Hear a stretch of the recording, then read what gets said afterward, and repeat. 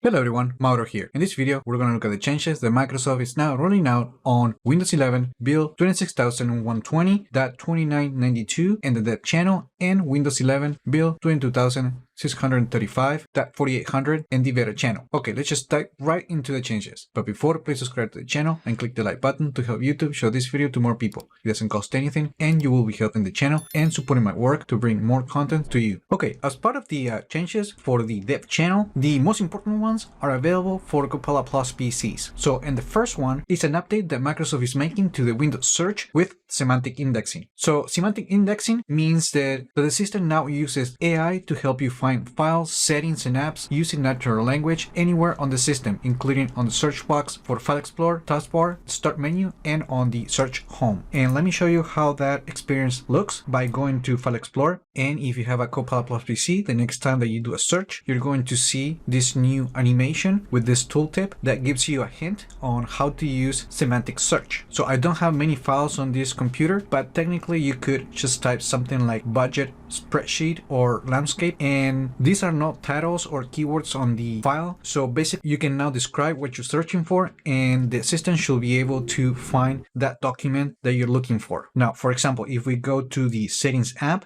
you don't have to be specific with the name of the setting that you want to customize. For example, you can say something like how to change theme, and then the result is going to surface the most accurate setting that allows you to change, in this case, the theme. Now, for the best search experience, Microsoft is now recommending going to privacy and security, and from the searching Windows page to turn on the enhanced option. Another thing to point out is that currently the new semantic indexing is available for these languages and these file formats. As part of this update, Microsoft is also making changes for the click to do feature. And if we use a Windows Q keyboard shortcut, we bring up that experience. So now we're working on this snapshot. When we select some text under the rewrite submenu, we're going to find a new refine option that will allow you to reproof and refine that specific text.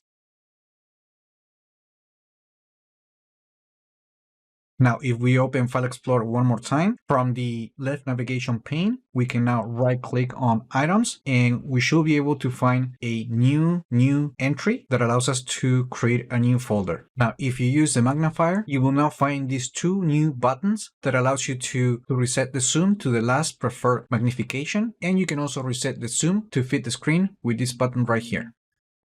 Now, aside of the official changes that Microsoft noted on the official notes, if we go to the Settings app, more specifically to the Power and Battery page, we are now going to find a new option that allows us to finally show the percentage of battery on the taskbar. So by default, it's turned off, but you can turn it on with this option right here.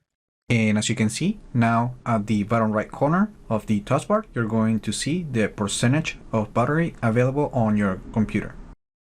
And that percentage will also be available right here on Quick Settings. And that's it. Those are the most important changes that Microsoft is rolling out on Windows 11 build 26120.2992 in the dev channel. And now let's jump to the changes for the beta channel. And for that, I'm just going to switch computers. Now, on Windows 11 build 22635.4800, there are not a lot of changes, but there are a few improvements, more specifically on the Settings app. So if we go to the Settings app and then we open the About page, now what Microsoft is officially introducing is the top cards at the top of the page, as you can see right here, that gives you the key technical specifications for your computer, including storage, graphics card, RAM, and processor information. As you can see the total size of the storage and how much is being used. We can also see some information about the graphics card, including the memory for that specific card and the brand. For RAM, you can only see the total amount, and for the processor, we can see the type of processor we're using, the clock base, and how many cores this processor has. Also, as part of build 22635.4800, Microsoft is also rolling out dynamic cards on the homepage for the Settings app, but for commercial customers. Starting with this rollout, commercial customers are going to start to see the recommended settings, as you can see right here, Bluetooth devices, and this card for the account information. However, this card is not